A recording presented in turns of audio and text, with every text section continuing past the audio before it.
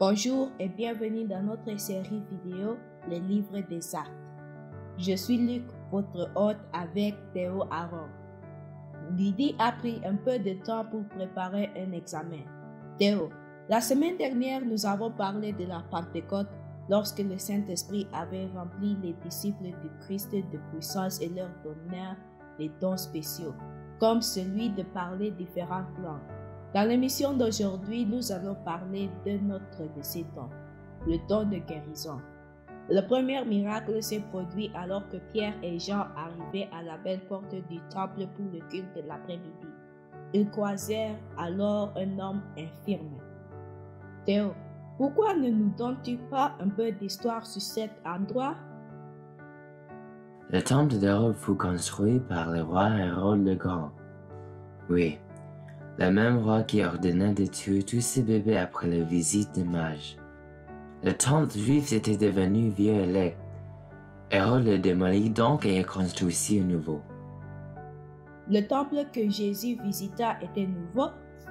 En fait, la construction dura environ 80 ans.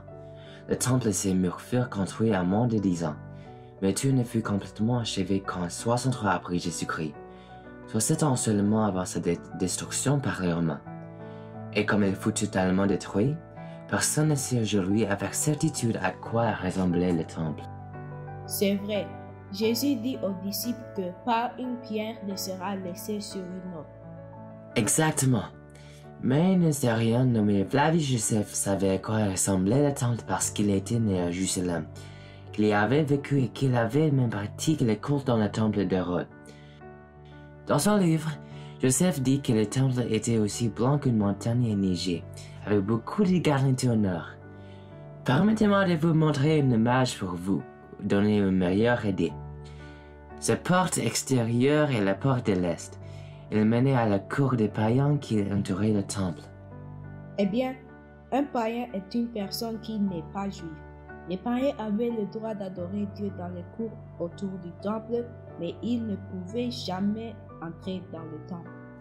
En fait, si vous regardez bien, il y a un mur de séparation tout autour du temple avec des panneaux écrits en latin et en grec, avertissant les païens qu'ils seront tués s'ils franchissent ce mur. Waouh! C'est comme aller à l'église et être forcé d'adorer à l'extérieur. Exactement.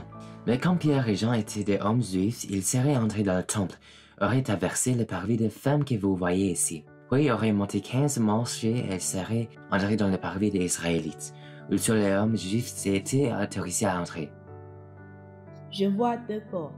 Laquelle était la belle porte? C'est ça le problème. Nous ne le savons pas vraiment. Joseph écrivit qu'il s'agissait d'une porte énorme recouverte d'argent qui brillait comme de l'or. Les archéologues pensent qu'il s'agissait probablement de cette porte extérieure ici ou de cette porte intérieure ici. Eh bien, ce que nous savons avec certitude, c'est que cet homme a été infirme depuis sa naissance et qu'il avait maintenant 40 ans. Il ne pouvait ni marcher ni travailler. Chaque jour, quelqu'un le portait au temple pour mendier de l'argent ou de la nourriture. Il avait espéré être guéri par Jésus, mais Jésus avait été crucifié et l'homme n'avait plus d'espoir. Je suppose qu'il n'avait pas encore entendu parler du Saint-Esprit. Non, mais il était sur le point de le faire. Alors que Pierre et Jean passaient près de lui, il le supplia de lui donner quelque chose de bon. Pierre s'arrêta et, regardant l'homme droit dans les yeux, dit: « Je n'ai ni d'argent ni or, mais ce que j'ai, je te le donne. Au nom de Jésus-Christ de Nazareth, lève-toi et marche. » Pierre saisit la main droite de l'homme et le tira sur ses pieds, qui devinrent immédiatement sains et forts. C'est bien moins que l'argent ou l'or. Oh oui, l'homme marchait, sautait, louait Dieu et entra avec eux dans le temple sur ses deux pieds. Je ne peux qu'imaginer ce que les gens pensaient lorsqu'ils l'avaient vu. Oh, ils étaient stupéfaits et coururent pour voir de plus près. Mais Pierre ne s'attribua aucun mérite. Au contraire, il leur dit que ce miracle avait été accompli grâce au nom puissant de Jésus-Christ de Nazareth. celui-là même qu'ils avaient exigé à Pilate de le crucifier. Ah, et les paroles de Pierre n'ont-elles pas mis les gens en colère? Non, parce que le Saint-Esprit donna à Pierre la sagesse d'Éphésiens 4:15. Ah, oui. Il dit la vérité avec l'amour. C'est vrai, il leur montra clairement leurs péchés, mais il leur donna aussi de l'espoir. Il n'était pas trop tard pour qu'ils se répandent, se fassent baptiser et se joignent à ceux qui suivaient Jésus.